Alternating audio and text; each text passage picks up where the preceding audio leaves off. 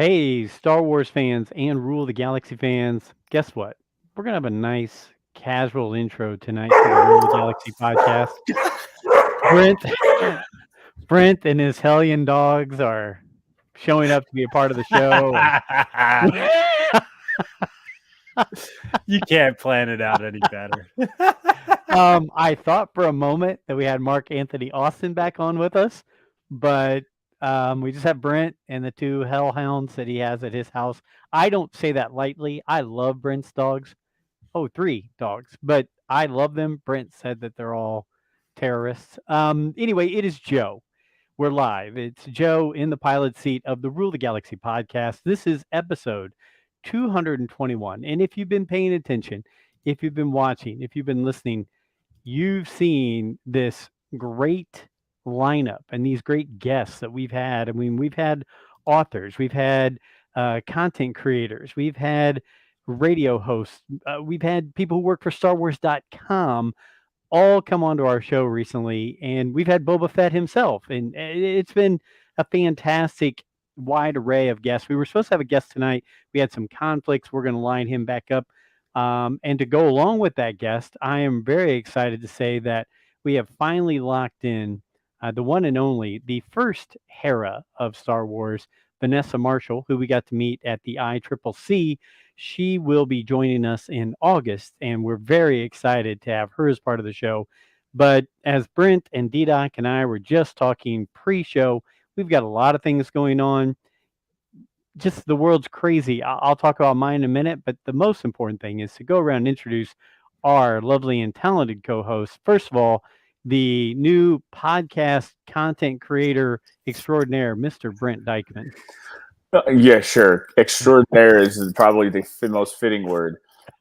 Yes, the family decided to do something that I don't know if I fully am on board with. We added a third mouth to feed, a 4-month-old sheep doodle. Oh my gosh. Who is about the size of our full-grown Aussie doodle, Aussie Labradoodle. At 4 months? Pretty, yeah. She's gonna be a hoss.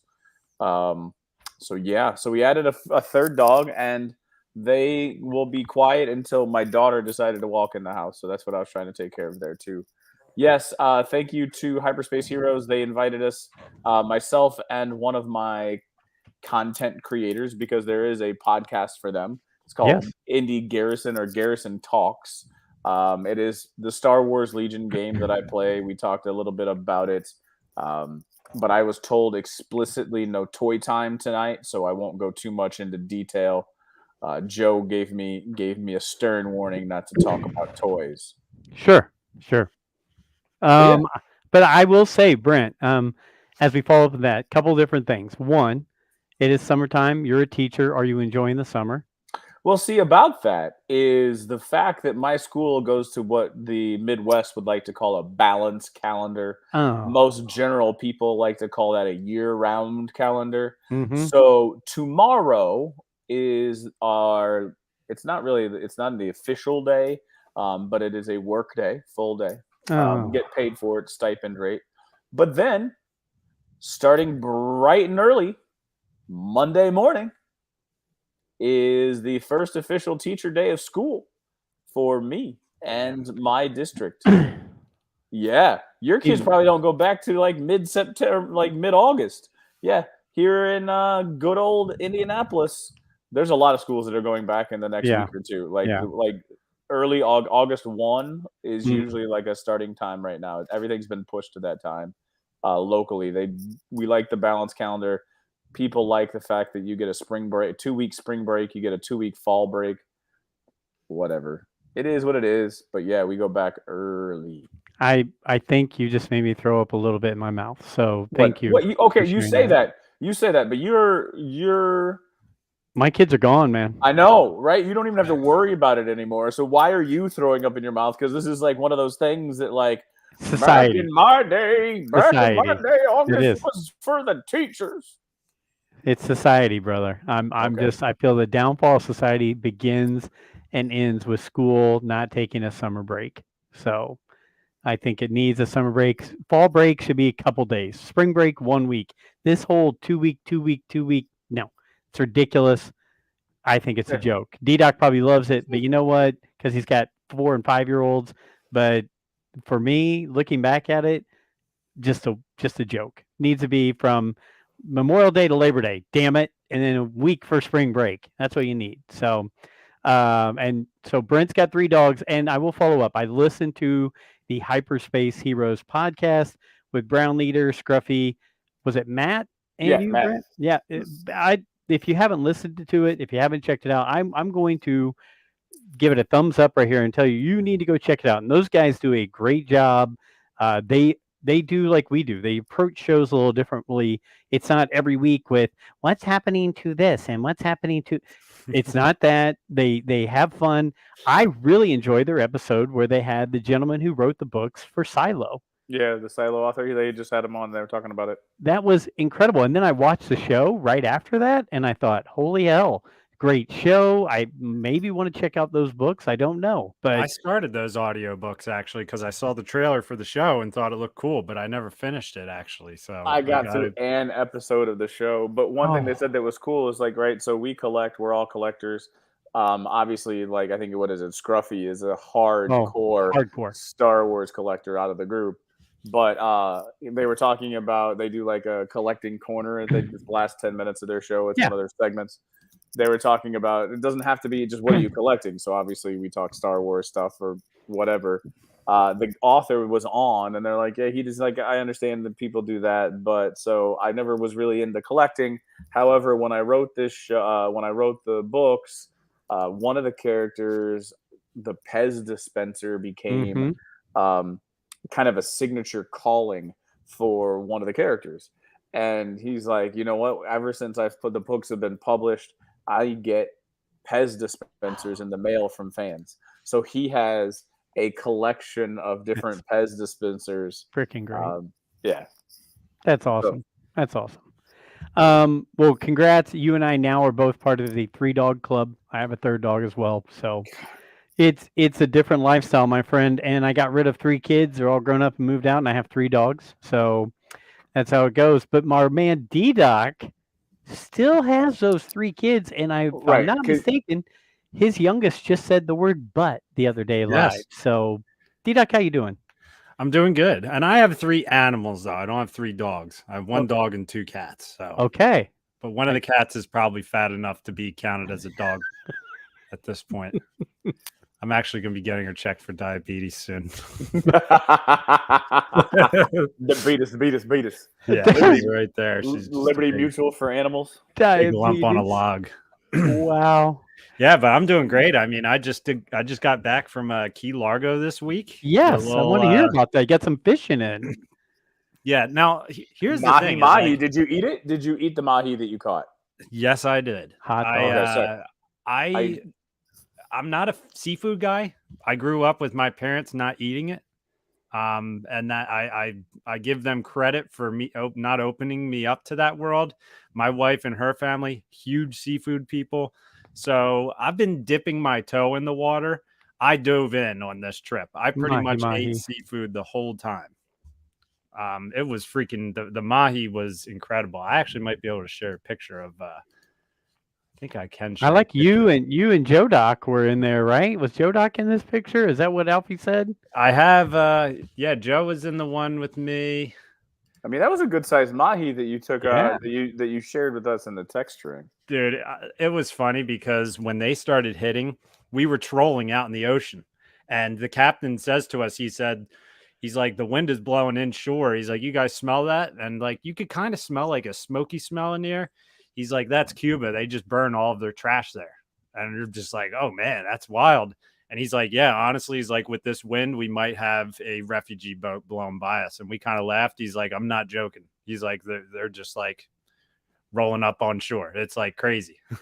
That was not on the bingo card for tonight. There's one just beached in the I mean, we're talking Key Largo, and we're talking like the southern keys of Florida. Yeah, it's wild. But the ocean was great. It was So how big of a boat were you on? Were you on like a private fishing boat with like 5 to 10 people, or were It you was on a big. big commercial like 20 or 30, 40 people? It was just us. It was just our group. So it was the one guy. Shout out to Captain Pete. You know, if you're listening to Rule the Galaxy podcast down in Key Largo, he Captain was Pete. awesome. I should have. You know what? It's funny because I should have given them the freaking Rule the Galaxy stickers because I got flagged at TSA because they were like, they're sitting there searching my backpack. And then the girl pulls out the stack of Rule the Galaxy stickers, and she's saying to the guy in the front, "It's stickers.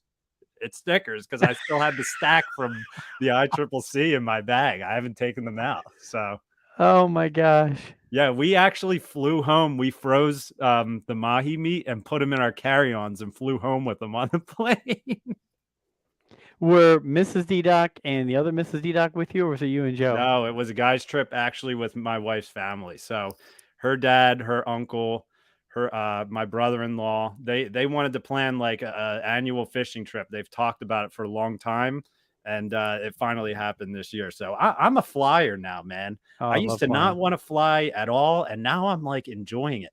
What airline do you guys like to use? Because there was a Delta versus Southwest battle going on this trip. I will say this: if I'm flying domestically, I feel much more comfortable, quick and easy, in my opinion, Southwest for where I'm going to. If I'm going to, if I can get there a straight shot and not have a stop off, I'll go Southwest. If I have to, I can live with American, Delta, and United, but internationally so far, I've enjoyed United. It's been the one that's worked for me internationally. But I mean, it's personal preference probably. This is going to go back to our amusement park conversation. I am universally not going to fit in any airline or anywhere. The only place that I have found that I enjoy is Southwest, if you can get in an A or B boarding group, and then I can steal a bulkhead or the exit row. If I can't steal the bulkhead or the exit row, then it feels the same. But Southwest is nice. What I don't understand is why for Delta Airlines, you have your section, you have your seat reserved, and people still treat it like it's Southwest where you want to fight to get into like, you know, the line. It's like, guys, our seats are already accounted for. There's no reason to cluster. They had to get the police to move people back because they were just like clustering at our gate. I'm like, and the guy just kept going on the mic. Everybody, please back off of the gate. We're trying to board the plane. And everyone just sits there, just ignores them. I'm like, just back up. What are you guys doing? Flying is interesting. Yeah, I could fly all the time. And I don't have any flights coming up soon, but as soon as I can possibly fly, I will. I absolutely love it. There's something about it.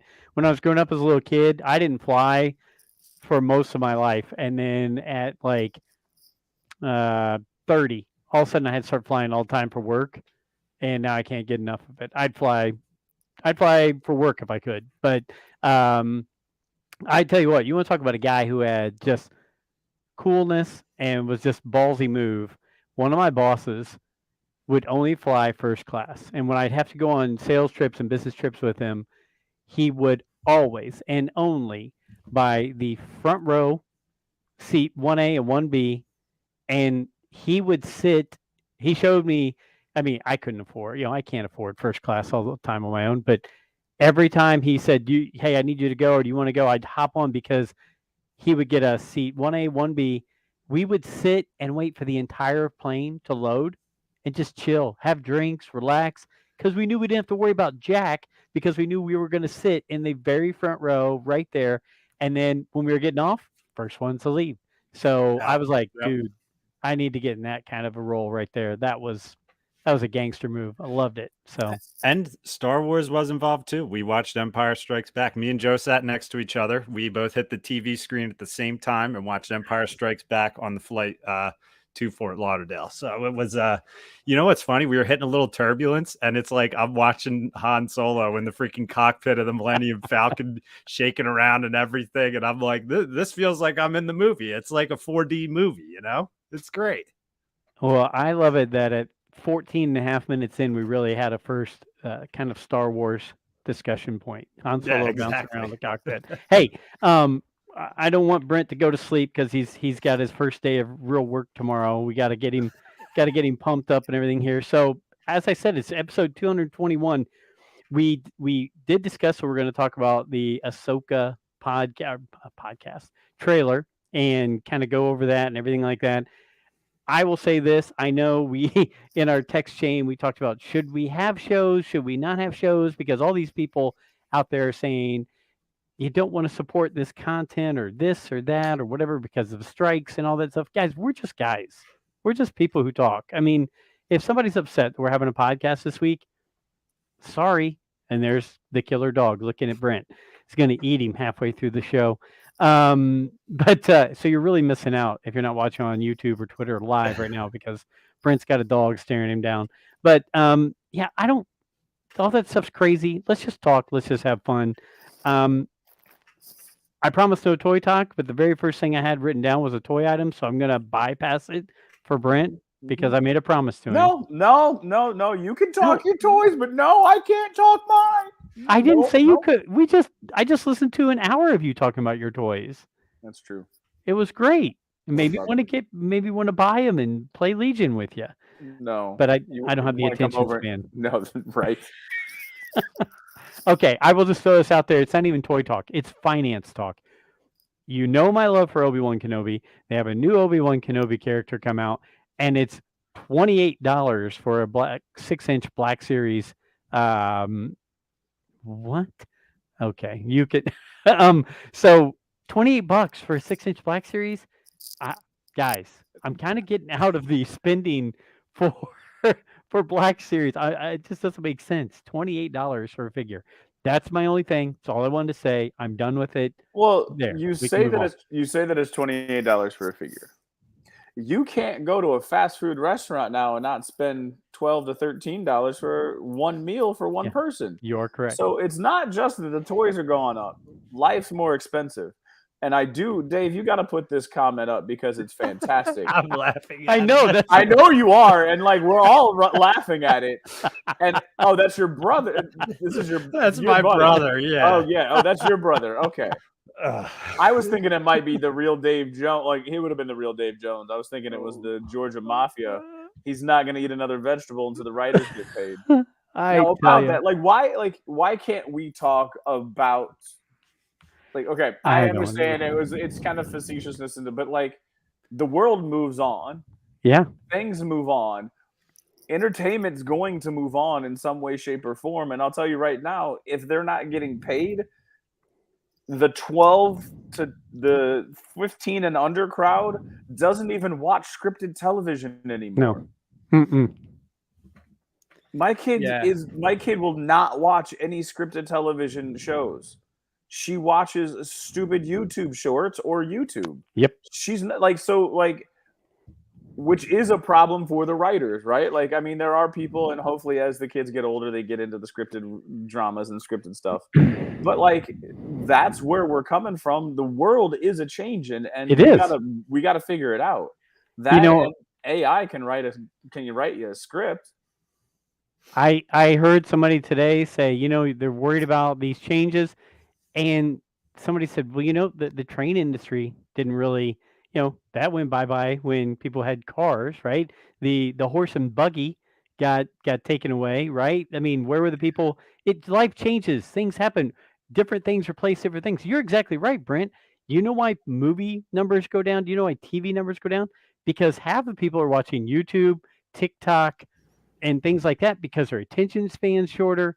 All that kind of stuff. You hit it right on the head. People are changing. But horse and buggies do exist because my wife had to brake and allow a buggy to change lanes in front of her when they were going to get the dog. And they took a picture. I was on the phone with her friend, and she's like, oh my God, there's a horse and buggy coming right for us. What do we do? Oh my God, there's a horse. No, Britt, you don't understand. There's a horse and buggy coming right at us. What do we do? I was like, you stop and you let them. They're just like a car. But it's a horse and a buggy. So they still exist. Anyways, I don't want to get too deep into it, but at the same time, we talk about the things that we like. We talk about the things that we love. We're not joining one side of the argument or other and saying one side should get and one side should win. We want it to end as soon as possible for everyone to be amicable on either side. But here's another thing about your toy time. it's not just the writer strike. There is a pending UPS strike as well. Don't know. heard. Like I heard about that. That like there's the UPS workers and the companies. So let's not even talk. Like if you want to buy your Black Series Boba Fett helmet in 2020 and it doesn't come till 2021, it might be delayed even further now because of the shipping delays. You are correct. So that's another little wrinkle that's going to get into everybody, and it's going to bother everybody if this happens. Yeah. Yeah. I mean, it's like, and I'm pretty much the same with you, Brent. It's like I'm not on either. Like I really don't know the details of like what is being asked for. The one thing I do get is like people they want people to pretty much sign a contract for their AI to be able to be, we own your body, or like pretty much. And this all comes full circle back to Star Wars. Do you think once they saw how popular that Luke Skywalker scene was in The Mandalorian and that they used Mark Hamill's likeness as AI and how well it was received, that these studios started to say, hey, we should start signing some AI contracts or whatever so we can use this person's likeness and voice or whatever, like, in the year 2051 or whatever, I think that's weird to me. It's just weird.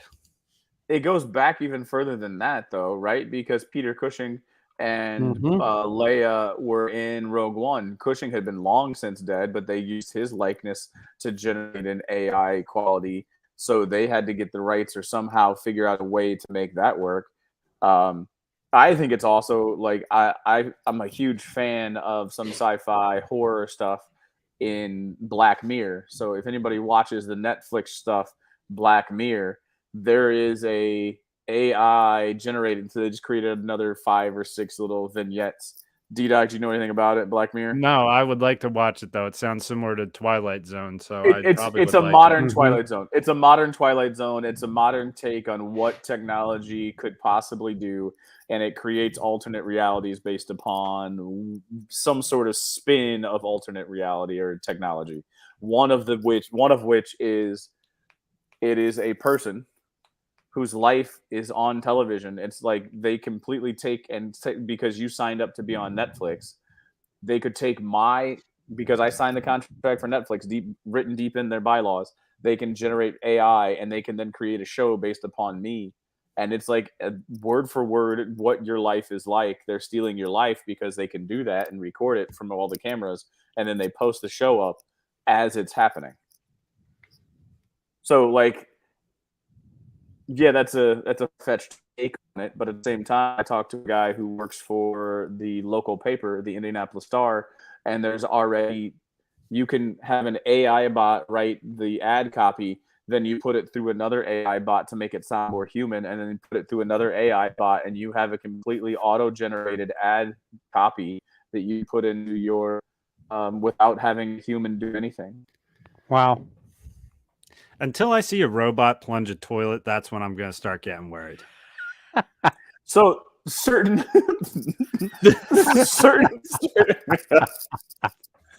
jobs at this point are probably going to be harder to have AI take care of. Yes. But AI can do a lot of the IP type roles, right? Like script writing, all of that. Like, I mean, teaching, writing papers. It's going to go back to having teachers having to have kids write things out and not use the internet because you can AI generate something. Handwriting, baby. Bring it back. Let's go. Loose leaf. Get some loose leaf. Yeah. It's going to have to. But yeah, sorry. Sorry to go back down the road of the strikes, but at the same time, we have to acknowledge it. But what else is going on in the world? So, Joe, what's another topic other than toy time? Sure. Yeah. No. So I need to say one thing first. Go right ahead, D-Doc. What if I told you little Dave Doherty did not know it was called loose leaf paper until 5th grade? I called it blue sleeve paper. Pretty much my entire childhood, blue sleeve. Wow. Interesting. No teachers picked up on that, man. Blue sleeve paper. I guess if you say it fast enough, it sounds like it. Did you have a lisp? Nope. Interesting. I just always thought it was blue sleeve. Like t-shirt sleeve. I just learned this year it's called an alcove and not an alcove. OUT Cove? Yeah. You thought it was an OUT, not AL Cove? Because it is an alcove. It makes sense. You know, I will say this. Alcove. We've now known D-Doc, or Dave, if that's how you know him, for 2+ years. And between ICCC and this, I've learned so much about him in the past few months. I mean, the dude used to be in a band, play the drums. He had long red hair, bangs down over his eyes. Skateboarder. I'm seeing a totally different. But that fits with calling it an alcove and blue sleeve fits with the drummer and the skater vibe. The lines were blue on them. I'll never forget the first time my brother goes to me. Did you just say blue sleeve? Like he finally caught it. He's like, have you been calling it that your whole life? For those of you who joined on for any Star Wars talk, we apologize that we've just been doing life in general. Okay, Brent, you asked about another topic besides alcoves and blue sleeve. Have either one of you seen the Indiana Jones movie? No, but it does flick your bick, and you've dropped that in your 2 other podcasts with Scott Rifen each time. I have a problem with you dropping this reference. No, honestly, I was gonna go watch it maybe a couple weeks ago. It was sitting there, and then there's a part of me is like, I didn't want to spend the money to go watch the movie, and I feel like I said this on a different cast, but you might not have been on this one. But I felt like I was almost in a way being peer pressured to go watch it because there's this expectation that Star Wars fans should watch it, and I didn't really have any pull to it, and I talked myself out of going to watch it. I mean, I was bored out of my mind. I was like, hey, it's there. But I could have also watched Guardians of the Galaxy, but I can wait for that one to come out also.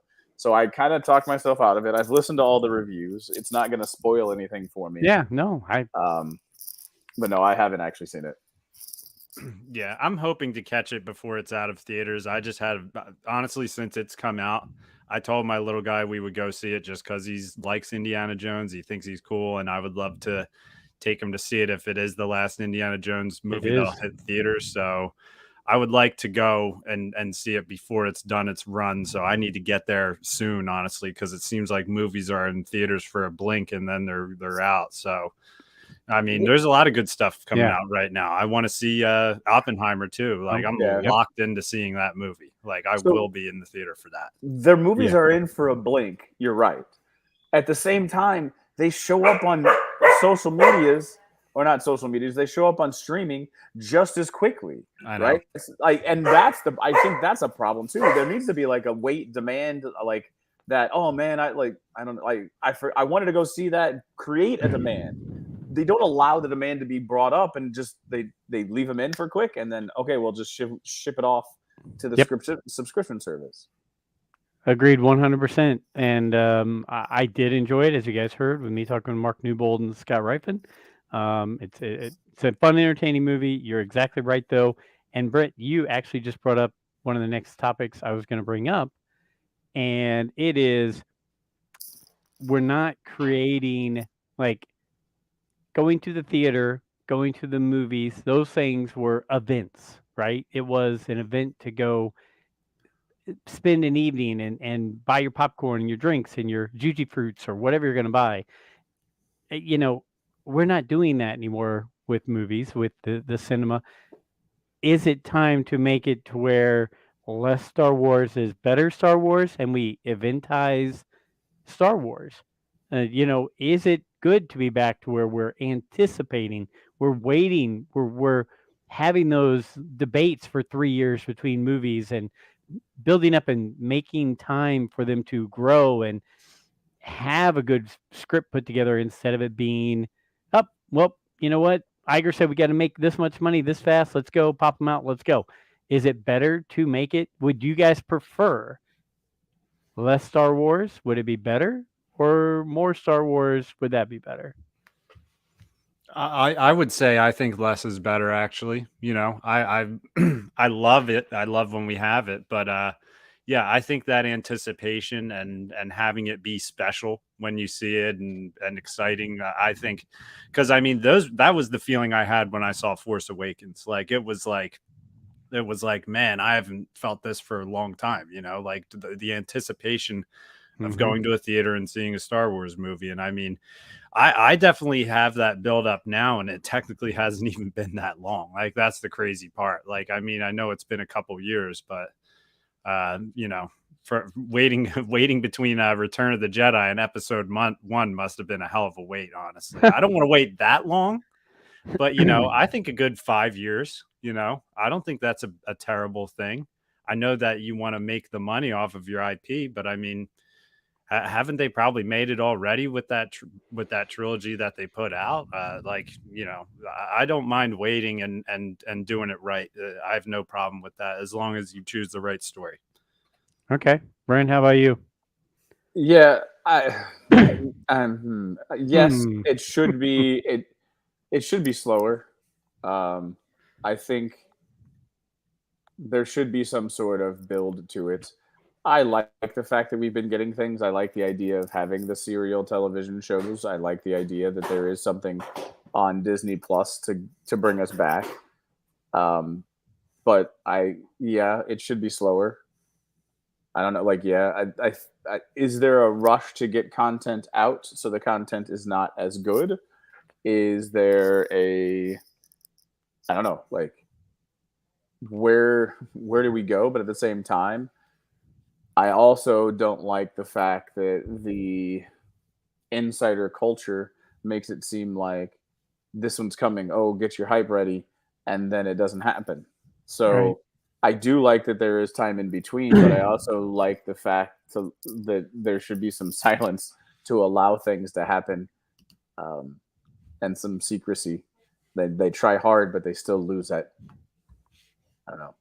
No, I got you. I mean, I growing up at the time frame that I did, I always enjoyed that the big main stories happen in the movies, and then supplemental stories happen in the books. I know it's a book thing, but if you're going to replace some of the book storylines with serial TV shows and it not be, it's not Avengers Endgame in a TV show, it's Avengers Endgame is on a movie and, a story about a side characters in a TV show, I'm okay with that.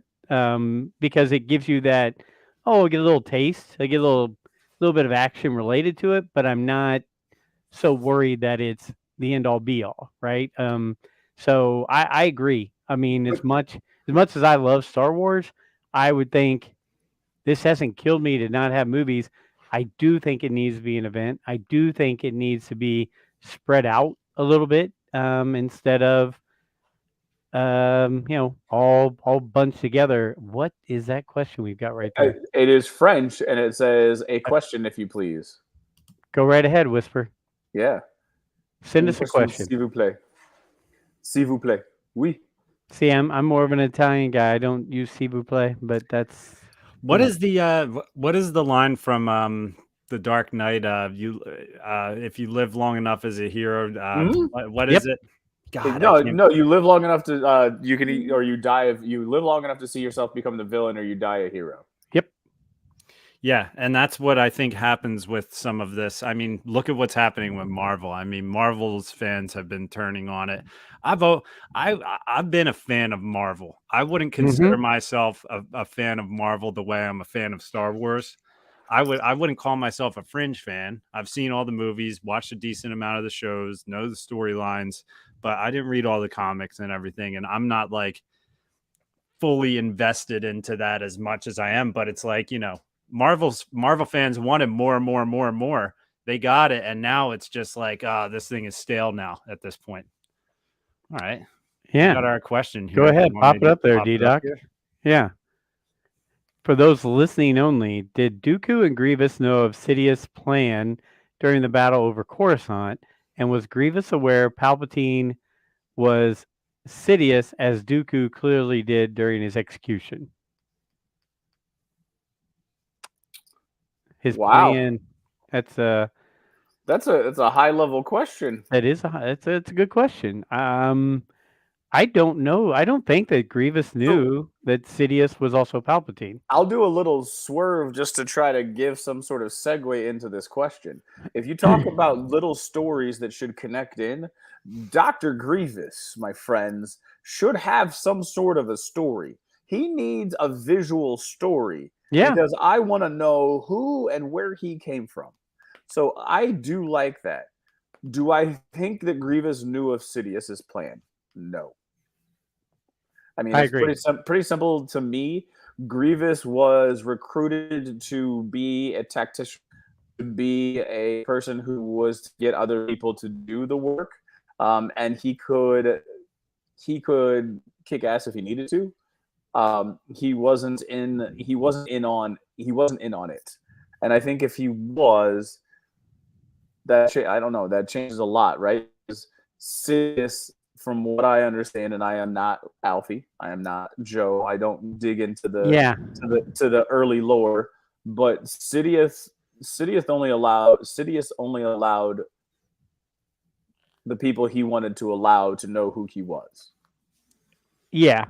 And as far as Dooku, going back, I mean, during the filming of Revenge of the Sith, I don't think they had that plan in place to have Dooku know the full story of what was going on and that he was going to get executed right there and become Stumpy. But I think if you go back and watch Clone Wars Season 6, Season 7, well, yeah, Season 6 for sure, because he knew about fives and he knew about the chips in their head and he knew about... Grievous did? Or Dooku? No, Dooku.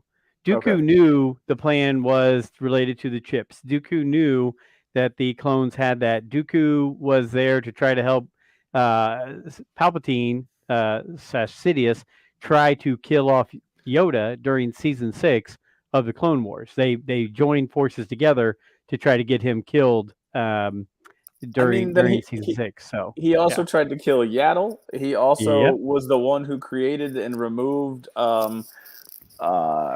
Camino from the databanks. If you take that as canon from the Jedi Tale stuff. So Dooku, again, Sidious lets people know. He lets you know what he wants you to know. Yep. Grievous, I don't even think that he knew that Grievous. I don't even think Grievous knew that he was behind Dooku. He just listened to what Dooku said, and whatever Dooku was saying became true. So he learned to follow what Dooku was saying. Yeah, you're right, Brent. I think that Palpatine / Sidious, I'm not sure he gave anyone the full story. Now, Grievous might have known 50%. Dooku might have known 80%, but they still didn't know 100%. And see, when you say this, right, I don't even know if, and this is me, and this is because of I refuse. I think it's I refuse.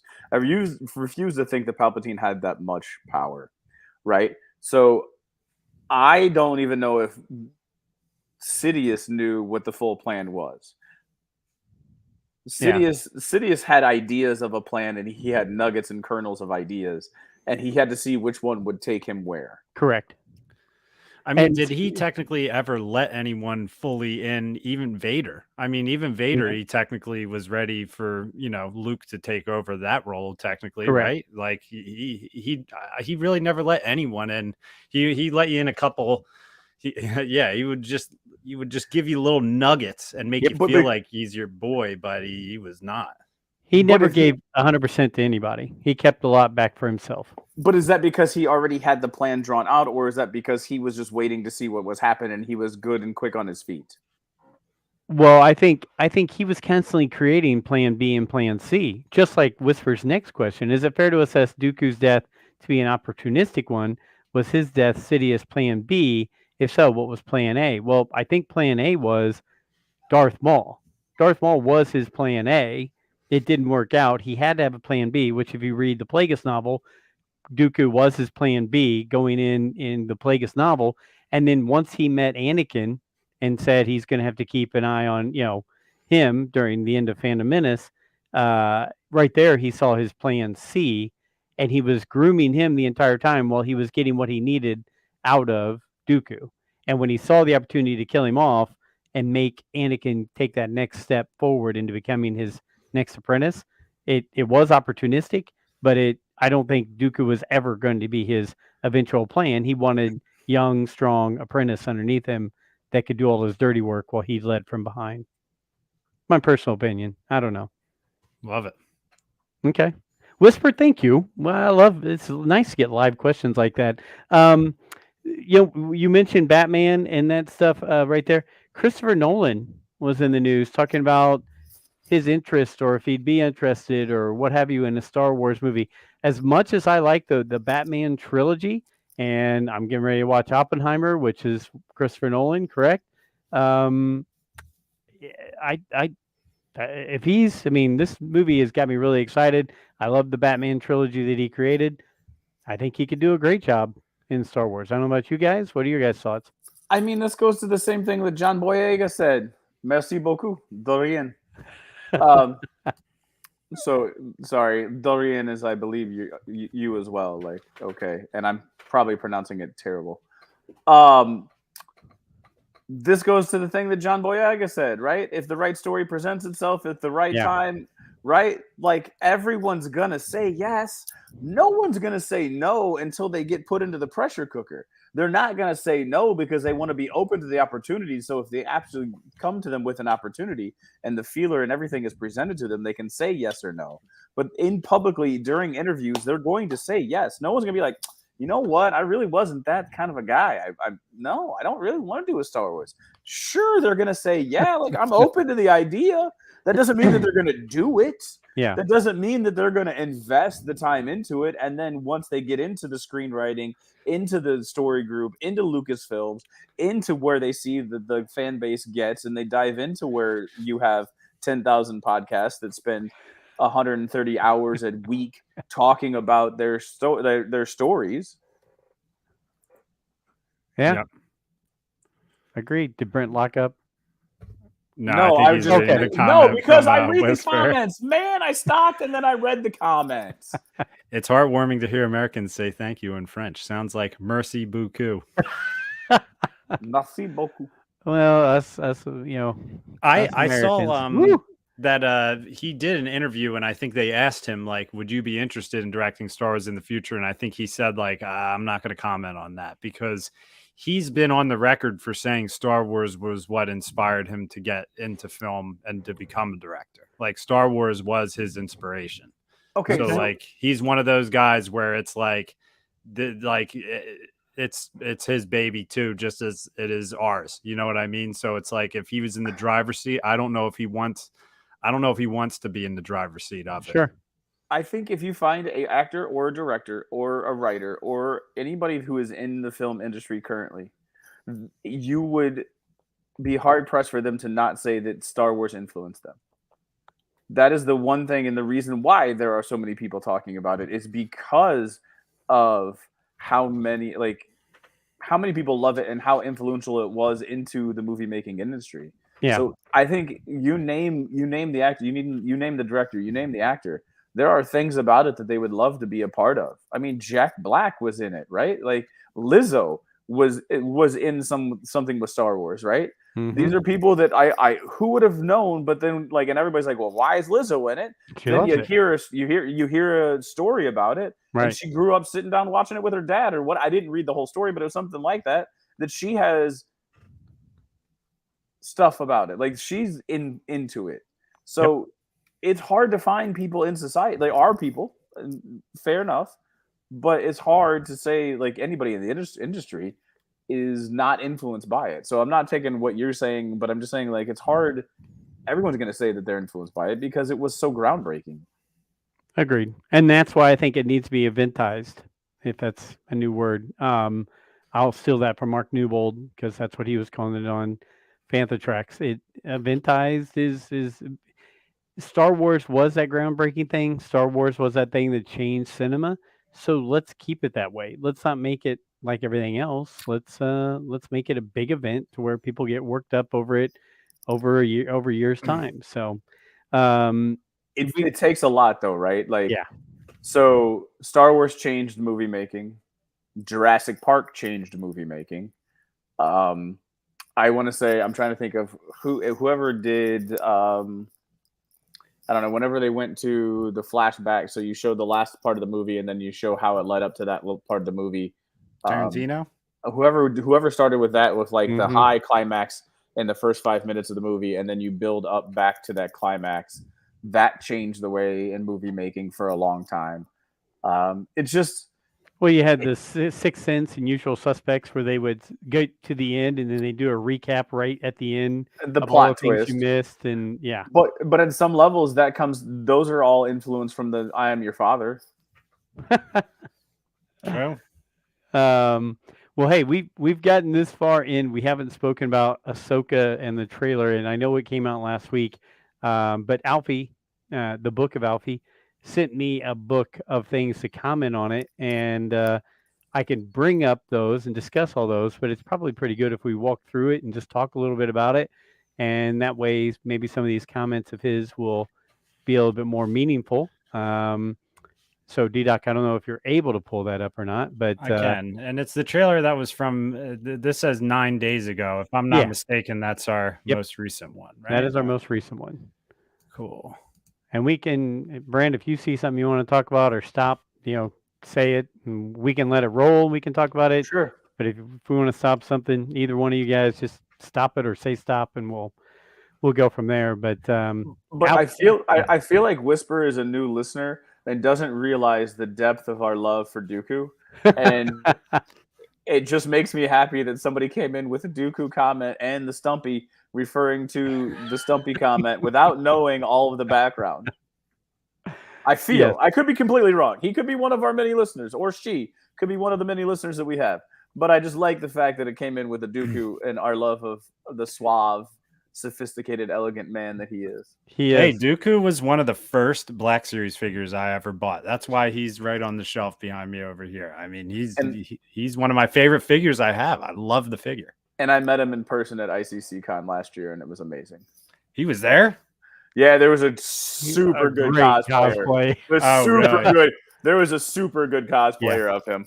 Oh my God, he fell over. That's why I couldn't see him behind me. He fell over. At least you didn't break him. I mean, you've been known to do that with some Legos. Are we gonna pull this? Are you gonna pull this Ahsoka trailer up, sir? Yes, I am. Right. Brent's got to get sleep sometime tonight. Oh, I could talk all day. Like, you said something in there while D-Doc's pulling it up. You mentioned that, like, if you want to do a little story that's connected to the big story. Yeah. So what that made me think about was, do all stories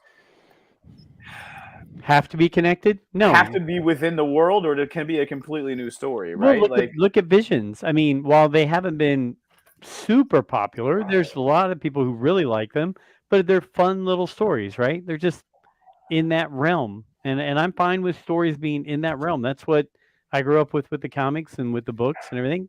Be in the realm, that's fine. So Joe, you point out stuff. You tell me when to pause. Same with Brent. I'm just going to be our okay. I'm just going to be our little guy here. All right. So the volume is off. Hold on. So as we're watching this, Alfie sent me a thing and said that is a Jedi shuttle. How do you know that that's a Jedi? Because it looks like a Lambda class. He said it was an Eta class Jedi shuttle. Well, I'll take his word for it. But... So there's Hati or Hadi, whatever, One must destroy this. Okay. Fleet troopers. We got the Rebel troopers now. The New Republic troopers are in blue now, so that it's just like Matt Lanner playing that during The Mandalorian. And again, fellas, we get a hallway scene, which is I think is becoming distinctly cleaner. It's cleaner and brighter. Yeah. Right. So this is. I'm not, obviously the New Republic is what if it was an Empire ship. This would be black. It would be it would be the reverse. Right. Yep. So we're looking at something that is they've taken that image that was. And they've reversed it to make it look like it's cleaner, brighter. Think about it. If you're an Imperial thing, you'd have darker gray walls with bad lighting, and you'd have white troopers. Here you've got blue troopers in lighter walls. So getting hit with blasters, though. I mean, Homeboy, like you paused at the right time. The blaster is like right on Homeboy's face. He's getting gun smoked. He just got gun smoked. And I think it's a reflection, though. I think it's off of Balin. Yeah, go ahead. Because Balin pulls a Vader and Luke. You're talking about the You're right. deflect, doing Yeah. a deflect down the hallway. I think he's pulling another, as we see, another great hallway scene. Yeah, Balin. Oh, look at that force push. We are no Jedi. And he does a Kylo Ren move. And he and Hati are there together. So there we go. That's wild. Yeah. We are no Jedi, too. I mean, call back to I'm no Jedi from Ahsoka. There we go. I started hearing whispers of Thrawn's return as heir to the. All right, here's that ship that Alfie was talking to us about with the gold interior. And so in the Thrawn books, or in the Heir to the Empire trilogy books, they had the Dark Force, which was the Katana fleet, and Lando talked about how there was gold inlay in a lot of those ships. Do you remember that, Brent? And I just yeah. So Alfie was more in the pointing out. second book. That's more in the second book than it is in the first book. Yeah. Yeah. In the second book, when Lando and Han are out with General Garm Bel Iblis. Bel Iblis. Yeah, they talk about how he's got some of the Katana fleet hidden away, and it had gold inlay in it like this. Go ahead. And who is his female partner? Garm Bel Iblis. That looks okay. So, boys, does this look like Mando and Grogu's little rock? It has similarities. Yeah, it's like Stonehenge mixed with the rock that Tython, right? Yeah, Tython. That's what I couldn't think of all but like where Grogu found and communicated with Luke. And it looks like there's a so also I believe, like, is this where we're getting ready to see Morgan Elsbeth, whatever? Because it looks like it's almost a Night Sisters thing as well. Like it looks like the Night Sisters place. They've talked about it being like the Outer Realms or the Outer Reaches being where the Night Sisters are. Their ship looks pretty dope too. It's got 4 legs on it rather than 3. Kind of think that's interesting. Looks like a beetle. What happens when we find Thrawn? That's homegirl from the town that's Elsbeth, Ahsoka. Right? That's Morgan Elsbeth that where she asked, "Where's Thrawn?" And you see right behind her, Hati and Balin are right behind her, and she's doing this kind of Night Sister thing. I believe Alfie even brought it up. I believe there's green mist coming up underneath her, like now. What's the leader? Mother Talzin. But so, she doesn't look anything like a Night Sister, right? Like I catch Night Sister vibes. I catch them. I feel a little like Asajj Ventress kind of feel about her with hair. Like, look at her. She's got that paler skin. And did she have that mark in the middle of her forehead during the Mandalorian? I mean, I would have to go back and look at that, but she definitely has some kind of marking in the middle of her forehead, whether it's like tattoo type situation going on. I don't know. So that Shin, isn't that Shin Hati? That's the apprentice's name for Balin. So she's asking her, what happens when we find Thrawn, to Elsbeth right here. Yeah, see the green? Did you see that? And then she brings up something that looks like the world between worlds kind of stuff here. So I'm gonna try to see if I can catch the green. I missed it. It's right before that. I see it from the bottom of the from that rock there, actually. Yeah, Brent, see, she's in a rock right in the middle of this thing. Yeah, but I don't know if that's green like mist and ethereal fog. Do you think that's some kind of like holocron that she puts at that rock there in the middle there? Like the orb that's floating? I don't know, but I'm liking these structures. It looks like they got the markings. They look like the whole world between worlds and or the markings from Rebels on or the Jedi Temple markings, like to give you. They also look like, don't they look like Jedi Fallen Order? Doesn't Jedi Fallen Order have those kind of simple type spherical shapes, and you have to kind of connect the dots and a little bit of that, D-Doc? Yeah, I was zoning out when you said that, actually, Brent. I'm sorry. Jedi Fallen Order, right? So Jedi Fallen Order, aren't there some like posts that look like that? Yes, you do find whispers in it where like it's like force memories that you find throughout the game where it'll be like around. A little mist. Yep. And they're also found all around with like those spherical shapes and lines with shapes, right? Okay. So real quick, while we stop, actually, Brent. While we stop this right here, do you see on the sides of these stone structures around there? I guarantee you, if Alfie was watching this right now, the way that stone looks with the little dip in the middle and all that, he would say that looks like the stone that was standing next to Luke and the end of Force Awakens that people thought were a headstone. There was remember that? I bet you he would say one of those looked like that. That's just me, but I'm just throwing it out there. I'm not saying that I would say that, but I think Alfie would say that. But it could be there because it's also a place where they could connect with the Force because Correct. that was where the original Force was at. So that Octu Island could have been another type of mystical, because this looks like a star chart. This looks like a giant holographic star chart. They're trying to find somebody.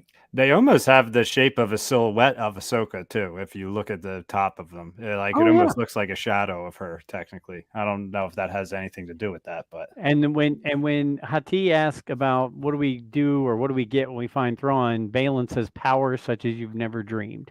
Now again, this is thrown together. It could and be it's also lines. clip. Yeah, it could be clips from. I'm not putting anything together to say that it's like linked commentary. Yeah. Which also, it's a shame that the actor who plays Balin recently passed away too. Yeah, I mean, so one of his last shows he's ever done. Such as you've never dreamed.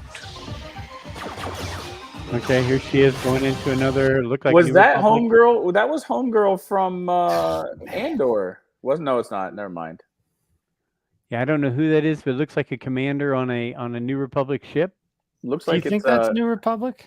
It's got white backgrounds. And it's also not Aqualish. It's Calamarian, right? Because that looks like the same kind of chair. Yeah, she has that patch too. Yeah, and it looks like the chair that's a trap that he was sitting in. Dude, this girl is badass, man. When are they? Yeah, they're going to be selling a lot of those figures. And then those all look like Calamarian. Yes, they look like all. That's a freaking fleet, man. Look at all those engines. That is a fleet. New Republic. You see, they've got over to the right. They've got some like from the beginning of New Hope. The engines from the blockade runner there. So you got so if you're looking down, so you got the big one with the bubbles. If you look down, you got a hammerhead. It looks like with like the 6 dot, like the pattern of exhausts. Yep, that looks like that one. If you look down here to the bottom left, let's go all the way to the left. That almost looks like an episode 1 Jedi, the one from Phantom Menace. If you look at the back end of that. Oh, like the one when he came in at the beginning. When they landed on, it almost looks like that's. I like it. Good call, Brent. I like that. I've spent most of my life fighting a war. Okay. Now we've got Hera. Which I don't care. People rip on how she looks compared to drawing. It's a drawing versus real life. Who cares? And I've heard from about 10 different people, most of our friends, Matt Evans, another guy that plays the game, Ty, that say if Chopper doesn't blow something up, they're going to be mad. This looks like a really well done Chopper here. It looks incredible. Yeah. And thanks to Hyperspace Heroes and Mando Talk for the comments there. Thank you guys. So Hera's talking to, we know Mon Mothma. Is Bail Organa in there? No. Okay. I don't think so. Is that from Alistair, the other guy that they were fighting against to try to get the rule of the? Because possibly. From Phantom Menace, they were talking about it. Captain Panaka was so excited when it was him, but they also said it was somebody from Alistair. Yep, I think that's with like the 3 eyes. I don't know what kind of alien that's a Reese. Thank you. You're welcome. I had no idea. I will never remember that, but thank you. I love it. Hera's still taking charge, kicking butt, taking names, wearing the leather jacket. All right, let's go, Hera. There are people that believe that this is actually Home 1 and in this same conference room that they gave the reports for the Return of the Jedi. Love it. I'm with you too. Oh, I didn't want to speak for you. So that is Ewan McGregor's wife. That's pretty cool. Playing Hera there. That's nice. A little more Star Wars family stuff going on. Love it. You and I both know who could help you with this. She's still just as stubborn as ever. Okay, can we stop right here? Before we talk about the E-Wing that's right there coming on the screen. Okay, we've talked about this kind of being a Rebels reunion, all that kind of stuff. I'm all for it. I think Rebels, Brent has said a long time ago, Rebels was his go-to animated series. I think this is this is exciting. This is interesting. I'm all for it. I think they've got the right characters. It fits well to go right into where they're going with this story. So, you guys good with that as well? You guys feeling it with the Rebels characters being in here? Absolutely. And do you think, with it being that people need to make sure they watch certain parts of Clone Wars or parts of Rebels before they watch this? Are they going to be lost coming in this, or do they know enough No. about the Star Wars from the movies that this will all work? I think if anybody walks into it cold, they should, if it's done well, they shouldn't care and shouldn't have to be lost. The Okay. people that know and the hardcore fans should walk in and let it happen and not say, well, you left this part out or you left that part out, right? Like, a lot of people, when you watch the first Iron Man, one of my good friends who was a big comic book person was like, man, they had 20 years of comics to pick from, and this is the storyline they chose, right? So they kind of Right. weren't so happy back in 2007 when it came out. Let it happen. Let us see what they choose to tell of the story, and it should make sense if it's done well. Okay. I agree. And honestly, this will be an open door for people to go back and watch Rebels too. I mean, they might play with the storyline like that, where you can understand what's going on in this and say, man, after you watch this season, you say, I'm going to go back and watch that Rebels show to learn more about these guys. And you might have to go back and watch Resistance, as Hyperspace Heroes podcast just mentioned. Kaz Ziona from the Resistance, the pilot in there, his father was in there in that spot talking to Mon Mothma and Hera in that scene. So we've got Resistance, we've got Rebels, we've got a little bit of everything going on here in the Ahsoka series. All right, and here we have Sabine, which I think the actress just looks great. As it's going, 100%. Mando Talk said, like, spot on. It should all work. And there's a lot of talk about requirements going in. All of us hardcore fans, no problems, right? Like, we have that. We know that. This is where this is why I say, when's the end of the world gonna hit? Because people are, and it's because people build up expectations of what does it need to be, and people are gonna lose their mind when it doesn't match the expectations of what they want, because people don't understand to let creatives tell the story that they can tell, and it should work in the story that they're trying to tell. They can nitpick it, but they can't, like, they're going to lose their minds when it doesn't match the reality that they've created for how long has it been off the air? Probably like 8 years, 10 years. Yeah. It's been off the air for at least 5 or 6 years. Okay. But Alfie made a good point. Genevieve O'Reilly has really made a career out of deleted scenes from episode 3. And she has, because she was supposed to be in Revenge of the Sith. They took those scenes out, but with Andor, with this, she's really, and Rogue One, she's really kicking butt and taking names from being deleted out in Revenge of the Sith. That's pretty cool. So, yeah. And you're right, D-Doc. The Sabine character looks absolutely awesome. I think they did a great job with that character as well, with the look, the feel. She's got too long a hair. But I know.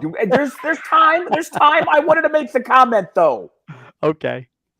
You go. And one other thing I'm just thinking about too while we're watching this is it just feels like this show is going to change its locations a decent amount. Like, how many different locations have we seen in just these couple clips we've played? It's like, it seems like it's going to be moving around the galaxy, which I'm excited about. I think you're going to have 2 plot lines where you're going to see I don't even know the name of the 2 dark force users or whatever. Balin and Shin Hati. Yeah, Balin and Shin. I feel like we're gonna have dual plots going on where these are going to collide at one point.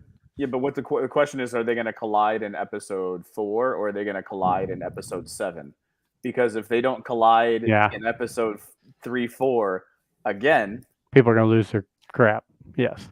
My prediction is those 2 will be in the opening scene of the show. Like, I think it's going to start with them and have them just like, it might just be them raiding on a ship or whatever, like starting off the show, just like, boom, we're in this and go. I don't know. Sure. Right. So you're going to do a scene to establish who these people are. Mm-hmm. Then you're going to switch and try to reestablish the Ahsoka and the Hera. Because I feel like another one of the opening scenes is Hera, and then she catches whatever she's catching somebody's trying to steal some engine from her and she's trying to catch it back or whatever that scene is.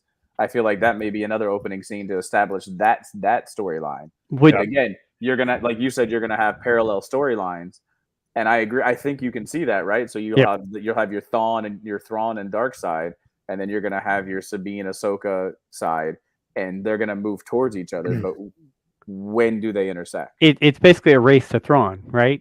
Both sides are looking for that. These two, Sabine, Ahsoka, and Hera, those three are looking for Thrawn to find Ezra.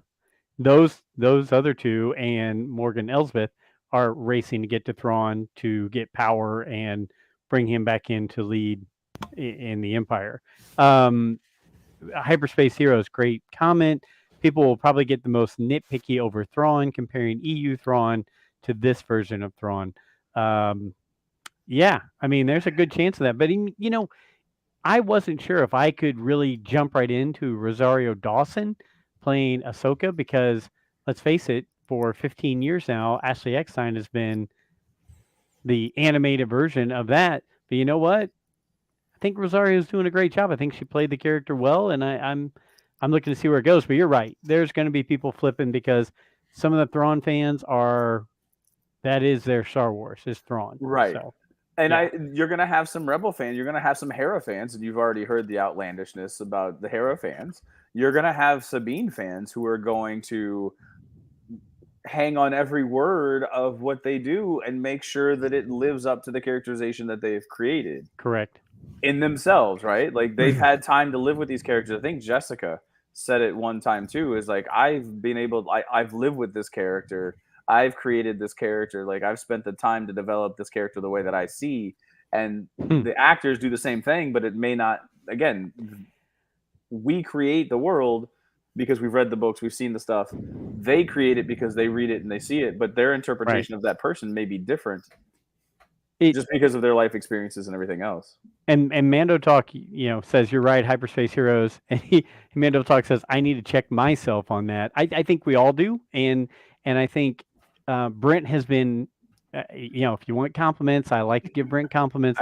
Brent has been a good person to make me, and I'm sure other people who listen to us, more level-headed to say, and I talked about it with Mark Newbold, let this come to me. Yeah. While we're watching this, we're having fun watching this and discussing it, but I'm not going to go into it saying this better be this good, this better do what. I love the character of Ahsoka. I love Thrawn. I love the Rebels characters. I'm going to sit back and say, just entertain me and make it to where I enjoy watching these characters, however they become. Because as Brent knows, I was the guy who lived and died on the Thrawn, the Timothy Zahn novels, and I'm perfectly fine with what they did to him in Rebels and what they're going to do in this. It's part of bringing him back in. You don't like his blinds, Scott? Those are nice blinds. Those are nice blinds. Those are upgraded models right there. Oh gosh, I love it. It's true. I can't argue that, right? Like, no, but like, I think listening to Mark Newbold, I will say it's okay. Like, the speculation is fine. Like, I'm okay with the speculation.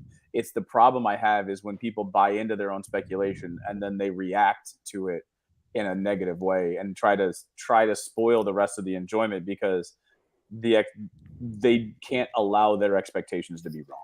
Yeah. This show is going to be absolutely incredible, and no one is going to have a problem with it. So let's play it. I love the positivity. Go. All right. There's the E-Wing. They're on Lothal. Okay, so so that helmet, if I'm going to do one other thing, I'm going to go back, that helmet, right? Look at the drawing on it. I didn't notice the loaf cut until just now, but if I, like, one of the Star Wars visions is of a girl doing some sort of, like, racing. And I swear she's wearing a helmet very similar to this. Huh. It was a really weird one. It was one of the newer Vision ones. But anyways, like, that's an interesting helmet that we've never seen before, I'm sure. Man, that should be a poster right there. That's I mean, that E-Wing with her on the speeder, that's freaking great. Well done, D-Doc. Well done, D-Doc. Yes, well done. Keep it going. I never got to finish my training. I walked away from him. Just like I walked away from Sabine. Okay, we can stop it on that line right there. So Alfie put in his message, and he's like, so it looks like I mean, obviously, in something we missed or whatever, that she was training something or giving something or mentoring Sabine, and whatever happened, make it not happen. But it also brought back those memories of her walking away from Anakin and then her walking away from Sabine. There's going to be a lot of things made on this. Oh yeah. I don't think Already Sabine has. is force sensitive. I don't care if she is, but I prefer her not to be. I want her to be a BA Mando who is great at action and just happens to be able to wield a lightsaber. I'm fine with that. Finn wielded a lightsaber. Han Solo wielded a lightsaber. It can happen, right? If you're a cool person who's a good athletic person, you should be able to do something like that. So, your guys' thoughts? So she says, right, and I'm gonna try to go back, and then, like, if we want to watch it again, that's fine. So I'm kind of giving D-Duck a cue if you want to scroll back. Yep. The way I heard it is she said, I walked away right from here. him in my training. I never got to finish. Anakin never got to finish my training. I walked away from him just like I walked away from Sabine. Yep. She never says in Anakin never there got that to she finish my trained training. Sabine. I walked away from him, just like I walked away from Sabine. Okay, so You never And then you Right. never made things easy for me. See, this is Sabine coming back to her. So yeah, Right. so all I'm saying is from that line, right? There's a lot of people that could be reading into it. Like I've learned from playing my game that semantics are important, Mhm. right? Like the semantics of what was actually said was that she stopped her training and never finished it because she walked away from him, just like she walked away from Sabine. It never from the way I'm reading that, it never meant that she was training Sabine.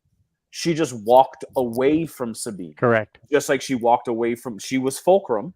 She was them lead. She was mentoring them. She was the Fulcrum. She was giving them the intel. She was monitoring and mentoring the entire Ghost crew, and then walked away from that.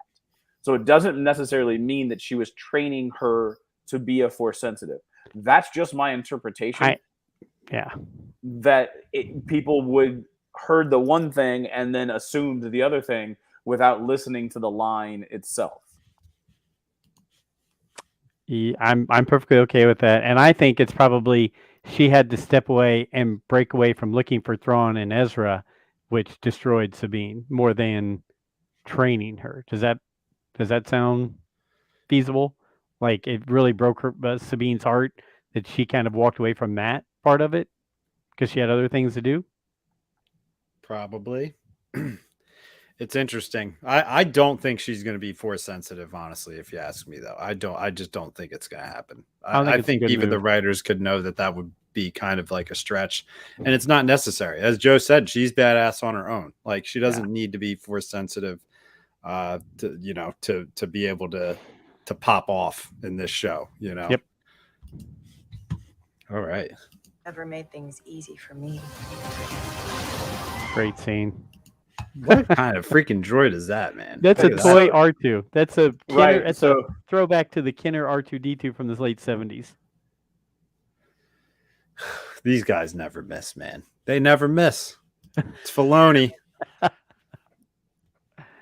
Come on, Brent. It's going to be a great show. It's going to be incredible. I'm not saying that it's not. Okay, D-Doc. We're gonna have watch parties. D-Doc, at no point do I say that's not going to be a good show. Like I've enjoyed all of the shows. Some are better than others, but I've enjoyed all of them. It's just what I don't enjoy is the people, and I'm interpreting it this way, and that's just the way that my brain works. The people that have created an expectation for something, and when it doesn't match their expectation, they then hate and bring hate and try to get everybody else to. And in the society that we live in, it's not just that they hate. If you like, then you're against them. Yeah. And they're Sith and they only deal in absolutes. So if you're not my enemy, if you're not my friend, and you're not with me, you must be my enemy. And that's just the way that society is, right? Like we've gone to like episode 3, Obi-Wan Anakin. Only the Sith deals in absolutes. That's right. Master. She does call her master right there, though. So, Yeah. So is this like a hologram? Is this a recording that she goes back and watches, or is this him communicating with her? I Let feel me like play it's his a line throwback. here Yeah. real quick. As a Jedi, sometimes you have to make the decision no one else can. But I'm counting on you to see this through. I think that's when he jumped off. He made a recording before he jumped off with Thrawn. Because So you're remember, saying it's a recording and it's not actually Yeah. him communicating with it's him. my Okay. personal opinion, but it Okay. could be way off. It was just a question I had as when I watched it. Yeah. And there's her helmet. It's a little different, right? It's a little bit darker than I could remember from A one little of less them. colored. I think Right? it could It's be like brighter. more purple. Yeah, it's like more purpley in like the cartoons. Nice haircut. Not to say it's not cool. And there you go. Oh, Brent. there's the haircut. They cut her hair. Hold on. Go back just a second. That was Zeb in the background. Play it. Cut real Zeb? quick. Hold on. Okay, so right behind. No, it wasn't. It's Nope, damn that's it. a droid. I thought It's a it was droid from Zeb. Clone Wars. Damn it! I thought it was Zeb. That's all right. I was hoping it was Zeb. She got a haircut. We saw the World Between Worlds little sign with had all the Rebels crew on the wall that she And they're in the painted. Falcon because. Do this you is the think Falcon Ahsoka costume. gets back That's not trouble the from having Falcon. to sit in a chair with her hair there? Like, couldn't she have a special seat with a cutout for her hair to like, or what is her head? Leikus? Yeah, her- or yes. Leikus to hang down. Yeah, She Like needs an stuff armrest, to but for the Leikus. exactly. I'm with you, Scruffy. Scruffy's watching. He said we need Zeb. I'm with him. I thought that was like the droid when he didn't. I didn't. Okay, thank you Yeah. for pausing it and showing me that I'm wrong. But I was hoping that was Zeb already. We'll probably see this exact shot with Zeb sitting in that left corner, shoulder wise, just like how they change. Oh, okay. trailers. Angles. Yeah.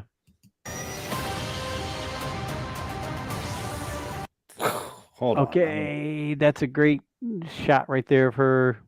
bringing That's out like the her white iconic. lightsabers. That's Yeah. her iconic. But here's the deal: one of them's longer, one of them's shorter, and I thought they were curved.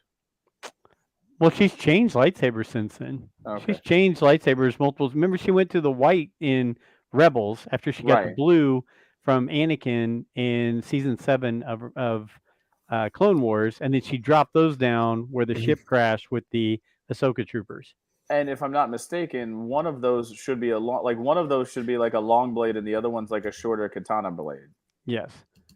This is the photo I stole from for our podcast logo tonight. Actually, Here we go. Lucasfilm, we stole that. Go ahead. So that is. It looks like an That was an Inquisitor. Inquisitor, or at least it looked like the. Yeah, look at that saber. It's the circle bladed Circle helicopter blade. saber. that So- Inquisitor has a name now too. By the way, thanks to Lego. Can we have that, please? I'd like to know it. I didn't look at it. Yeah, let me run up here. Because Alfie said that Alfie actually said, is that Barris? Is that where is he? I don't think it's I don't think it's the two other people because they don't have the helicopter blades. That looks Which, like a helicopter blade. He said Shout out his- to Falcon Bricks too. If you're a Lego fan, follow Falcon Bricks. They break everything. They show all of the sets, the pieces, the cost, everything. I have it right here. It is Marrock, Marrok. Okay. Marrock. Interesting. I like the conversations we got going on there. Mando talk. I'm still trying to wrap my head around when the final shot of Sabine and Ahsoka and Rebels is compared to these moments. I think that could give some insight into the Ahsoka walking away line, maybe. Could be, because she basically showed up and was like, "Hey, it's time to go. Let's go do this." Yeah, but you have no idea what's transpired. Like, could it happen? Could that have happened? That Yeah. could even happen after the Ahsoka series is over. Yeah. It could be round 2, right? And Because then, and Filoni never gave you any indication as to when in the timeline that statement happened, because it just says sometimes later, and he's even in interviews never giving any indication on when that show and when that happened. So I'm with Mando on that. Like it would be awesome to know timeline. Mhm. That's my hardest problem with the entire Star Wars saga. Is it's all told out of order and chronological, but Yep. And Hyperspace Heroes again. Zeb is right now flying for the New Republic. So, will he come around at some point in time during the season? But maybe not start off season. It's a good call. He was out there with Filoni and others. if they have a Grogu Mando crossover episode, I would think you would see Zeb, because I Agreed. feel like if she's out doing some exploring and she runs into that same outpost Cantina, New Republic site where Din's kind of now using as his home base to work with the Canadian comic. I mean, Yes. I don't know their names, man. Me Like either. Me either. I'm not good with names yet. I'm old. All right, D-Doc, let's see. Look what at we got that coming. still frame though, too, of Rosario Dawson there. I mean, I just really feel very good about her playing this character. Me too. You have chosen some spot on pauses, by the way. Thank you. Sometimes we have to do what's right, regardless of our personal feelings. Buckle up. All right, so who was that? Is in a different outfit there. I don't know if you noticed that. Oh yeah, she's in a blue and white. Is that? I had it there. A blue outfit with like a white thing on her chest. It looked like a Vader looking thing on her chest. Interesting. New outfit makes for a new character in 2029. There you go, Hasbro, jump on it. Toy talk. Buckle up, it's Toy Talk, people. Down pat. Like the Ahsoka figure I have that they came out from Mando is to me one of the most accurate 6-inch figures I've ever seen. Honestly, it's one of my favorite ones I have. Buckle up. What kind of? I was gonna say, what kind of beast is that, by the way? No idea. And here we are on another planet. You know, it's like. And this is a new ship that they recently released the Lego set for as well. Which that's if I'm not mistaken, it's Marek does not come in that one. It is they have the E-Wing, and this ship that's chasing them that we saw from that wing view is called. That's funny. Oh, it's Shin Hati's Starfighter. There we go. Shin Hati. I bet there'll be a lot of cosplay of her soon. Oh yeah. Thrawn. Sabine's wearing a Republic uniform. They're all recruited in now, man. They signed on? Gotta be. Or that could just be her flight suit, her Mando flight suit, though. You know, because it is that brown, you know. Okay. If we don't stop Thrawn, everything will be in vain. And there's the man himself. And then there's that, and then on that freeze frame, everybody's freaking out about that mat or the helmet in the background. Oh yeah. What is that? They believe it may be a new stormtrooper helmet, like a clone trooper stormtrooper helmet, where you can see the face of the guy. You can see the eyes. Like. Yeah. Well, no, I think that's just the eyes. I think it's just. I think I see nose. Oh, okay. So it might be an open-faced.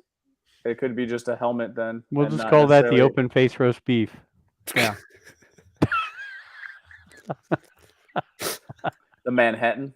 The Manhattan helmet. Love me one of those. A little provolone. Excellent. Oh, shoot. Thrawn looks awesome, too. His eyes are freaking incredible. I'm telling you, when I met that Chiss girl at ICC, anybody with that stunning, like, that blue with those red eyes is intense. Yeah, we met her again this year. She recorded videos for us. D-Doc, am I wrong? It's intense. So I could imagine, like, he comes across as an intense individual just by the species. Yeah, and when you see it in person too, it is like I want to give her a shout out. I'm trying to find her name on she's on Instagram and Twitter. I know that. I'll find her on Instagram as we keep going here because she's a great follow on Instagram. Probably one of the coolest cosplayers because she showed up in like a black flight suit the first day, and then next thing you know, she was a Mando the next day, and her Mando cosplay still in the red. Sick. Yes, yeah, still in the blue and red. It was pretty cool. Darn, I gotta find her. All right, I'll keep going here. Will be in vain. Is she trying to use the Force there, do you think? Or is she just saying get the hell back? Yeah, she might be like, don't, stay away. I mean, when you trip and fall and somebody's coming at you, what's the first thing you do, D-Doc? They were fighting with lightsabers. So when she maybe knocked her down, she's like putting her hand up, whatever, to block something or whatever, but you have no power. probably she could tell, hey, you're pretty good with this blade, but you're not force sensitive. My 2 cents worth again. I know, and I was looking. Yeah. So she says to Sabine there, you have no power. Well, and then after we go to that, we go right to Balin and Ahsoka, and this line right here gets me. Anakin spoke highly of you. Anakin spoke highly of you. And she's only got one saber that time, and she's going double-handed on it. Just from that chop from him, too, he looks like he's going to be a powerful slasher, too. Okay, but look at they're back in that place where Morgan Elsbeth was. Sure, when Morgan Elsbeth was doing it, it didn't have all of those power outlets and everything. There's so if you look behind it, there's more like they're recording it or they're trying to do some sort of reproducing of it or taking pictures of it. You see all the equipment around it. Mm-hmm. That wasn't there when the Night Sister was doing it. If you say she's a Night Sister, yeah, maybe that's everything I've heard. Is she's a Night Sister. That actually looks like my Milwaukee shop vac back there. It might be. It really might be. They just might have painted it gray and black or whatever. That's how Star Wars rolls. Camtonos.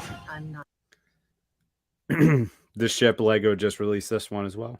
here to discuss my past. And that's Ahsoka's ship, right? Here we got something getting bombed here, and she's bailing out. I mean, is that's not the same place it was because the tops of those aren't the same. That's a different place. that looks like it's the same place that she was fighting the Inquisitor. The Inquisitor, yes, but not Balin. It wasn't. No, Balin not Balin. No. That's a different fight. This one looks like she's on the hunt to find Balin, and the other one is when she found Balin. So my guess is this is earlier in the show, whereas the one with Balin is later. Past. Dr. Squash makes an appearance. Nice to see you, sir. Once a rebel, always a rebel. Always a rebel. Love it. Okay, hold up. Who just shot that out of their arm? that was Sabine. Sabine. Okay. It was a Mando. That's awesome. Who'd she shoot it into, though? Her helmet does look a lot darker, I gotta say. Yeah. It's more of a dark purple than like a bright purple. But hey, maybe that's the she Inquisitor. That's an Inquisitor. Maybe she repainted it because she was feeling down, like who knows? Like that might, she's always painting stuff. Maybe she switched up her helmet and her colors a little bit. I don't know that that's the Inquisitor, though, because he has a hose to his mouth, and that Inquisitor earlier did not have that hose going to his mouth or her mouth. Fine. Well, fine. Poo-poo my idea. You're good. That's a different helmet. Okay. Maybe it's Manhattan. Open face? Open face. Because here's the Inquisitor. So that's a droid. So those droids were the same. They look similar to the droids that were on the planet with Mando, whatever planet they were fighting on. The one with they look like the ones that were protecting and walking around with in that episode with Ahsoka. Hey, I found that girl. I don't know. So the idea about the orange lightsabers, no, I think the idea is security droid. One of the idea. Is that what they are? That's the one from the episode with Mando on that planet that she was on, actually. Forget her name again already. Too many names. Right. So Dr. Squatch wanted to know about the orange lightsabers. So my theory on the orange lightsabers is I have no idea. It's supposed to be, to my understanding, there's a reason why it is orange because they are not Sith. Agreed. They're not from the same realm, but they do have Jedi powers or they do have Force powers. So they're Force sensitive, but they have they come from a different training or different background. It's all I understand them to be. I'm just going to let the last run of this trailer run because it's such a hype show, and then if we see other stuff we can go back to it, but I just want to let this run like with how well this trailer ends.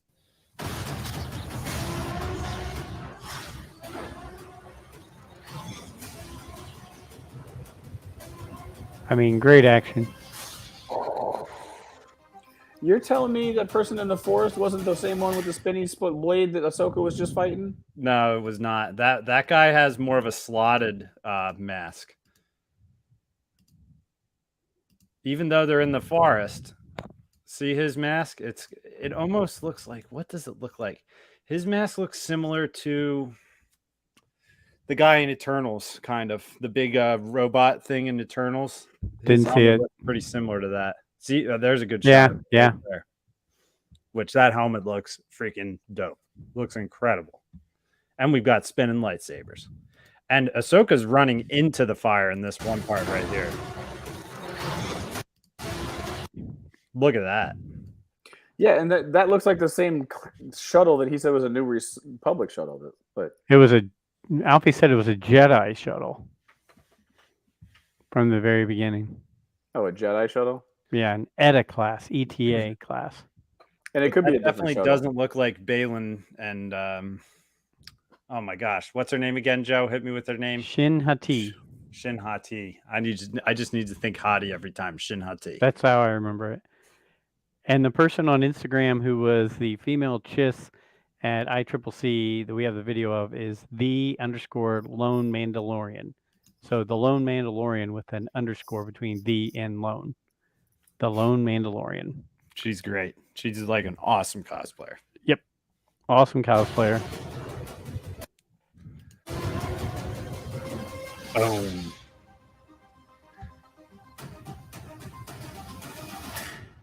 How about the soundtrack too? You know, doesn't that almost give you Stranger Thing vibes at the end?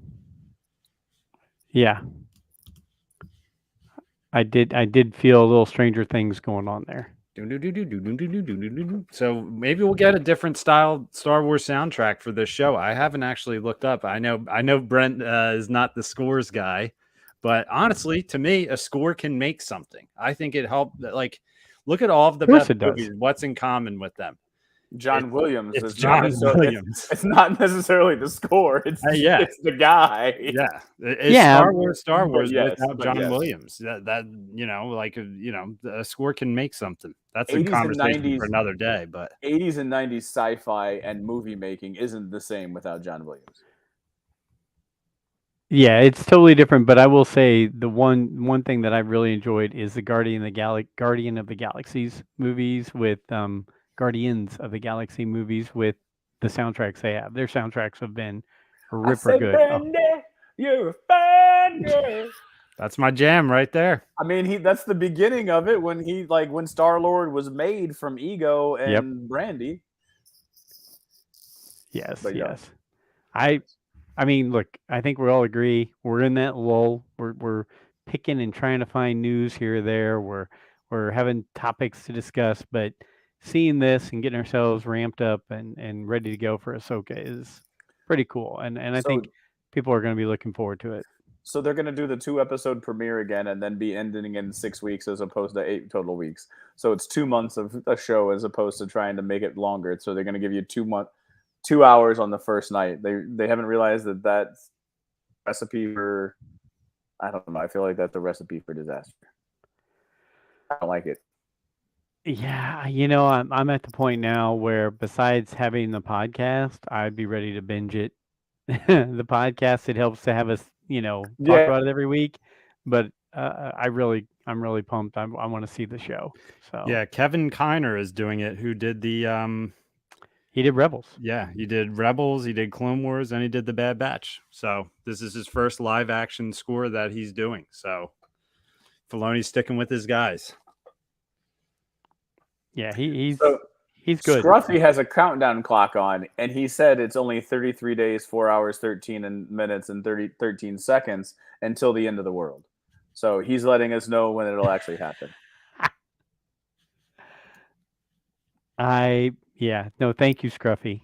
Thanks for all the comments, guys. This has been right? No, I've enjoyed them, especially the deep dive into Dooku lore and Grievous. Hey, and Adam Parker, thanks for making a comment. If I can get down to an LSU game this year, Joey's trying to set that up for me. I'm gonna hook up and make sure I meet up with Adam Parker. I think he's doing a tailgate down there during the Auburn game. So yeah, I'm gonna try to meet up with that young man because he's been great making comments and listen to the show. So we appreciate it. I'm almost somewhat offended that Mando Talk doesn't want to see my collection because my glorious collection behind me is just screaming, "Hey, come look at me." What people don't know is what's behind those blinds. That's where you've got all the good stuff. A trampoline. That's Brent opens the blinds and hits a button, and it's just like a collection behind it. It turns out it's another room behind him. Now it's like a bat cave. I mean, I Joke's could. on you I guys. do have a decent backdrop if I would ever want to go to the room, but it's also, do I want to go up there and your room is great. I think with all your Legion shot stuff up glasses? there and all that. Yeah, your stuff from your travels. I love it.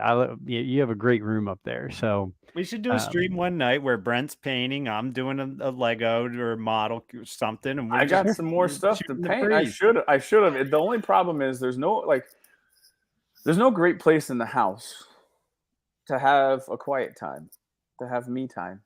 You don't have an alcove? I mean, I do have like a man cave, but like my hobby space is not in my man cave. That's all right. I'm on all space my blue sleeves over here. I mean, I'm sorry. The alcove just went right over my head until you said blue sleeves. So now I understood why you said alcove. See, it sounded right. It's an alcove. There you go. But I do agree, Mando Talk, and I believe Parker is also seconding that his backdrop is phenomenal. I believe that's what Ryfin was getting at as well. Mine is not. Oh, you guys, you know what? Hey, Rick, if you're watching right now, I misread your text, Rick. I thought you couldn't make it tonight because you were traveling. Rick Prince sent a message saying that he had gotten back to the hotel in time to be able to do this. He was traveling. Rick, that is on me. I thought you could only go Wednesday night and that you were traveling on Thursday. I apologize. That is 100% on me. I owe you, and I will make sure we get you on as soon as possible. So let's talk. Who is Rick Prince, and just kind of throw him out. Where people can find him, since we were supposed to have him on and we missed him. Yeah. So Rick is he's a writer, director, professional special effects artist. He's got all kinds of things on. Veteran firefighter, but we met him at ICCC last year, and he was Darth Maul when we met him. And if you guys follow him on Twitter, on Instagram, all that stuff, he is doing great things. He's the creepy guy from Stranger Things, the Vecna. Yes, he did a revamp of that and did it, all in cosplay and all that. Rick's got great stuff, and he just worked on a Star Wars short movie, which I don't have all the information, and I need to grab that from him. That Rick, 100% mea culpa on Joe right here. This was me. I thought you said you couldn't go tonight because you were traveling. Obviously, you made it back to the hotel in time to be on the show. We will get you on right away because we want to have you on and talk about all that stuff. So I apologize. I just got a chance to look down on my messages. That 100%. Joe's in trouble for that one. We'll fix that. But yeah, you can go check out Rick Prince on Twitter. It's Rick Prince _. That's how you can follow him on Twitter. I'm sure he's got rickprince.com. So go check that out. Yeah, he's on TikTok and Instagram and stuff too. He Yep. has all his stuff he works on. We'll get him on the show. Yep. I apologize. When I went back to everybody and said, hey, let's move it to Wednesday, there were conflicts on Wednesday. And so I thought, okay, Rick, we'll get you back on there. So that is on me. But we'll get that taken care of. But yeah, I'll reach out to him right now because I'm sitting here. I'm like, why do I have messages? Oh, they're from Rick. Great. There we go. So I appreciate it that he tried and that I screwed up. But guys, great show. I love the stuff we covered. I mean, we covered a lot of topics. And like I said, for the first 15 or 20 minutes, we didn't even talk about Star Wars. So anything you guys have, either one of you guys, to close up episode 221 of Rule the Galaxy? You got anything, Brent? That's all, folks. I have two short things. Number one, Brent has nice blinds. Thank you. That's number one. Thank you. I love my backdrop. It's the best. It's the best out of everyone. I mean, Alfie has a cuckoo clock, or at least that's where he's at recently. So that's true. That's true. We always know when it's at the hour or the half hour, right? I love that. I always hear the dong, and then I see Alfie flip his mic up to mute it. It's great. And number 2 is Ahsoka is not going to let us down. It's going to be an absolutely incredible show. I think it's going to be one of the best live action Disney Plus things. Like Mando is up here. I think Ahsoka is going to really push the limits of what we can see on Star Wars as far as TV goes, because this is a Jedi show. This is different. This is totally different. This is everything in Star Wars mixed together. You might catch a glimpse of some of those things in Mando, and this is no shade to Mando because I absolutely love it, but this is a different show in live action, and it looks like they've put a lot of love into the special effects of this, to everything that I've seen in this trailer. I'm a sucker for a trailer. I'm hyped. So, Brent, I know you're trying to keep me down. It's like I ate those jelly beans in Willy Wonka. I'm just floating up. I'm gonna be floating up to the fan. Probably. We need you to burp. We need you to burp a few times so you can come down a few levels. Wow. Yeah. Right. Because isn't that what brought him down? Was burping. Yeah. Right. Yeah. So, the only thing I want to say is I do think it'll be fun. I do think it'll be fine. Like, I am excited. I am a sucker for a trailer as well. I get excited for those things. I also am realistic in saying that, like, I know, and it's just my dad calls it a Dykeman trait, that if you get yourself too high, you fall farther. Right? The fall is a lot farther. So if you can keep your expectations and you can keep your expectations at a level that is acceptable, then if it isn't up to where you want it to be, the fall is not as far and it's not as hard. I want it to be great. I think it'll be great. I want everyone to like it, and that's probably where my fall is going to be. Is I want everybody to come into it, allow it to happen, then react and respond. I don't like the week to week thing. It gets only because we have the podcast and it gives us something to talk about, right? Like, that's what I like about it, because it gives us something to talk about, but it also doesn't give you the full picture. You got to let the full picture. It's like talking about Mona Lisa with 2 colors on the painting. You don't know what it's fully going to be. I mean, we can argue that the Mona Lisa isn't that great, but you get what I'm saying. It's like talking about the Super Bowl in the first 3 quarters if you're an Atlanta Falcon fan, not the 4th quarter. Right? Too soon? Agree. Too soon? No, not soon at all. No, plenty of time. Falcon fan. Anyways, you got to let the whole picture present itself before we have the conversations about it. Like certain things, don't like certain things. You're telling this to a guy who every year I say the Eagles are going to the Super Bowl, and they did. They don't go every year though. Right. It's just I temper my expectations on it. And that's only what I would like the entire fan base to do, but not everybody sees the world the same way that I do. And it would be a boring place if we all did, Brent. I like the diversity in our thought. And we've all taught each other something a little bit. I've done manly things around the house with sinks and bathrooms and things because of DDOC's motivation and skill. You've taught me to calm down and let the shows come to me instead of getting myself so ramped up. I mean, we're all in this together, and we all have different points of view. It's good. We're an example of why the internet can be a good place. Exactly.